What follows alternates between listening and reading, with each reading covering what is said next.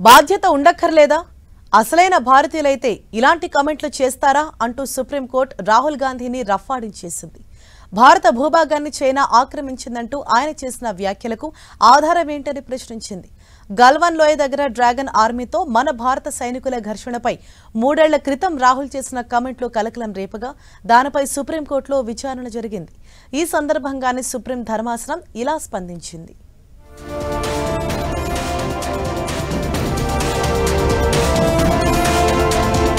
రాహుల్ గాంధీపై supreme court fire. అసలైన భారతీయులైతే ఇలా మాట్లాడతారా అంటూ ఆగ్రహం. అసలు చైనా మన భూభాగం ఆక్రమించిందనడానికి మీ దగ్గరున్న ఆధారాలేంటి?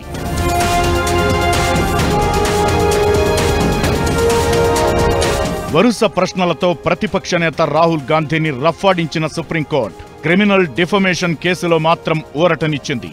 భారత్ జోడో యాత్ర సందర్భంగా సరిహద్దుల్లో భారత్ చీనా సైనికుల మధ్య జరిగిన ఘర్షణపై రాహుల్ గాంధీ చేసిన కామెంట్లపై కేసు విచారణ సాగుతోంది. రాహుల్ గాంధీ కామెంట్లపై లక్నో కోర్టులో క్రిమినల్ పరువు నష్టం కేసు దాఖలు కాగా దానిపై రాహుల్ సుప్రీంకోర్టుని ఆశ్రయించారు. దీని విచారణ సందర్భంగానే సుప్రీంకోర్టు ధర్మాసనం రాహుల్ గాంధీకి అక్షింతలు వేసింది. భారత భూభాగంలో చైనా 2000 కిలోమీటర్లు ఆక్రమించిందని మీకు ఎలా తెలుసు? మీరు అక్కడ ఉన్నారా? అందుకు సాక్ష్యంగా మీ దగ్గర ఏదైనా విశ్వసనీయమైన ఆధారం ఉందా?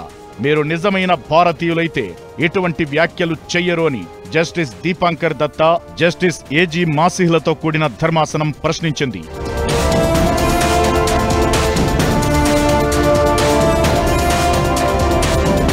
మరోవైపు బీజేపీ సుప్రీంకోర్టు కామెంట్లను ఆధారంగా రాహుల్ గాంధీపై విమర్శలు గుప్పించింది. ఆయన సర్టిఫైడ్ యాంటీ నేషనల్ అంటూ బీజేపీ ప్రతినిధి గౌరవ్ భాటియా విరుచుకుపడ్డారు. మన సైన్యం చైనాతో వీరోచితంగా పోరాడుతుంటే రాహుల్ మాత్రం చైనా పాట పాడారంటూ ఆరోపించారు. మరోవైపు కాంగ్రెస్ లీడర్ జైరాం రమేష్ కేంద్రం డీడీఎల్జే పాలసీ ఫాలో అవుతుందంటూ ట్విట్టర్లో వరుస ప్రశ్నలు సంధించారు.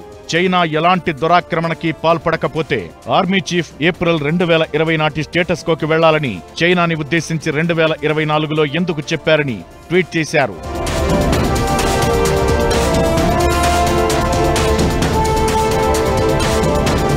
మరోవైపు ఇదే అంశంపై క్రిమినల్ చర్యలు తీసుకునేందుకు సమన్లు జారీ చేసిన యూపీ ప్రభుత్వానికి సుప్రీంకోర్టు నోటీసులు జారీ చేసింది.